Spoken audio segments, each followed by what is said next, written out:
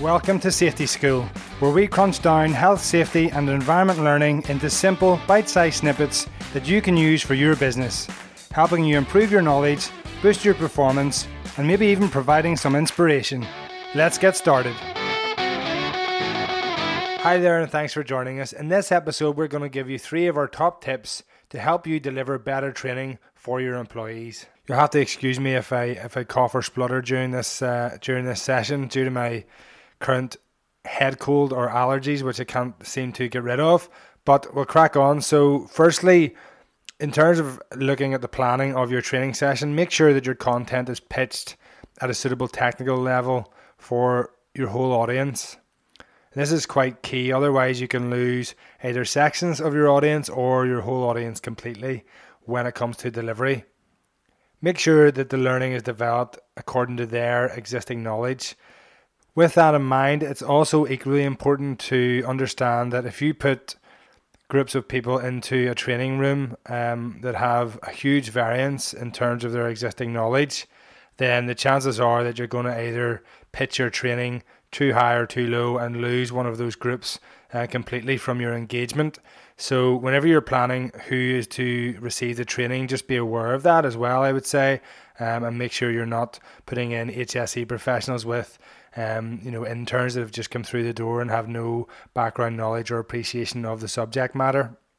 This does happen quite a bit, and it's something that can be easily missed. So just don't fall into that trap would be my advice. Secondly, whenever you're considering your audience, I would pay some attention to the actual age of your audience, without wanting to sound ageist here. It's well known that different generations have different learning preferences. It is a little bit of a murky area to consider, but it's just something to be aware of, and make sure that if you are training a group of people across a wide age range, that, for example, baby boomers, they are said to be much more preferable or leaning towards lecture style content and that type of learning, whereas Generation Zers, who are those born after 1997, would most likely not like this approach whatsoever, and they are much more keen to be involved actively and engaged with their learning process, whether that be through role play or participatory practical activities and applications of that type. So I will put a blog post link where this is sort of summarized just for you to have a look at all the different generations and their preferences when it comes to learning, and hopefully that will help you. Our second big tip then is practical application, just leading on from what we were saying about the younger generations there. We're often surprised whenever employees complete training, whether that's online or in the classroom, and they appear to do well, but then when it comes to actually implementing what they've learned in the real world, they seem to struggle. This is where we really need to push the envelope when it comes to helping our learners implement these new behaviours that they've learned in the classroom or by whatever means you've taught, by creating actually structured opportunities either along the learning process and throughout the actual courses that you're doing, or thereafter, which then you can follow up on and check to see if they have applied what they've learned. If you can think about some way that you can add an interactive follow-up, for example, or some sort of practical application where the group of learners can come together to reflect on how they've applied it, then that's the type of thing that can be really valuable.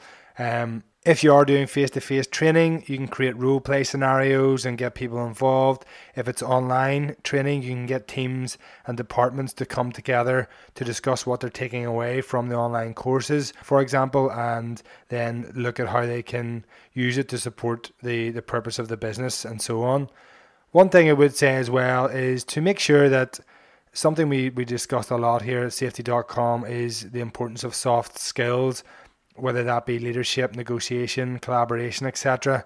What I would suggest is when you're putting in these practical applications, that if you're doing it in person, make sure to select those people who would perceivably benefit or that seem a little bit weak in that area to lead the group during those group activities. Give them a go at doing things they maybe aren't confident at doing, and obviously that's part of the process. For example, if you're doing conflict management, I would put the person who's most reluctant into the role if they're willing to interview someone, for example, to try and resolve conflict and see how they get on. Also, as well as that, take every opportunity you can. If you have learning groups that are coming together to work on certain activities, bringing them together and sharing their learning amongst the network and their colleagues to make sure they're learning from one another as well, which is really valuable. Our last top tip today on this one is to make sure you pick the right person to deliver the actual training. Sometimes it's difficult to get in-house support for this type of thing, but you really need to pick someone who is quite passionate about the outcomes of the training, not just the subject matter itself, but actually someone who has vested interest and cares about the outcomes of those that are trying to learn. Particularly if someone has real world experience with the subject matter, that can be really valuable, or just someone who can link the actual purpose of the training to the outcomes in reality. That might be you, that might be someone else in your organization, or it could be someone such as myself who's an external trainer being brought into your business. You need to deliver the training with passion and confidence and really ensure that those that are learning are convinced of the actual value of the content that's being delivered. And if you can't convince them that what it is they're learning actually matters, then I would argue that you've already lost the battle before you've even begun. So just bear that one in mind as well. That's it for 3 of our top tips on how you can make your training better and more effective. Make sure to check out a couple of the resources that I'll post on the podcast page for this one, and hopefully it'll help you get a little bit more creative and help you along your way to produce better training. See you soon and good luck. That's it for this episode of Safety School. We hope this was helpful. If so, please remember to rate, review and subscribe to this podcast on iTunes, Google Podcasts or Spotify. And remember, for more health, safety and environment help, you can visit us at safety.com. Until next time, take care.